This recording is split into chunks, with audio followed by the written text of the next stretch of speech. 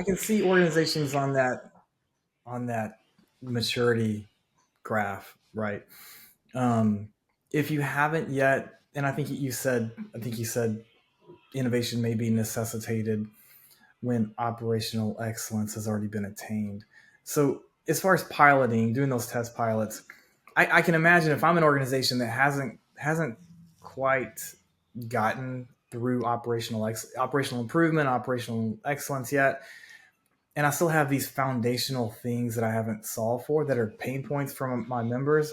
I'm probably less likely to be willing to invest in small pilots because I feel like everything I do has to be meaningful to and big to solve these big pain points that I have.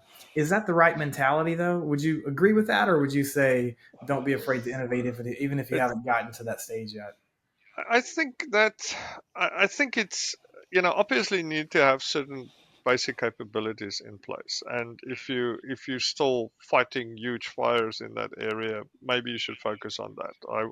Because those capabilities will also help you to innovate.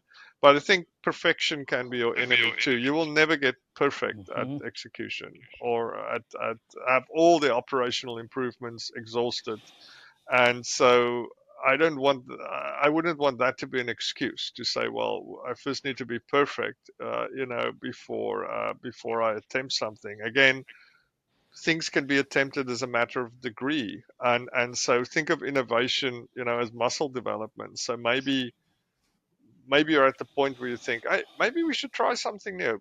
Not Nothing too rough, right? Just a little bit. Let's just try something here and see how it works out.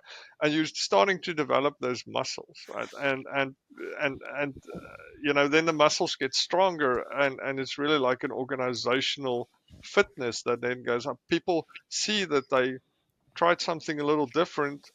It wasn't a disaster. And maybe they get a bit more confident. Maybe they learn something, so the skill levels go up. And by the way, that was a lot of the organizations who weren't doing well. That was one of the big hurdles that they complained about, that they didn't have the skilled people to innovate, and the ones who did well didn't cite that nearly as much as a hurdle to innovation. So again, start upskilling your people by doing making these little attempts, and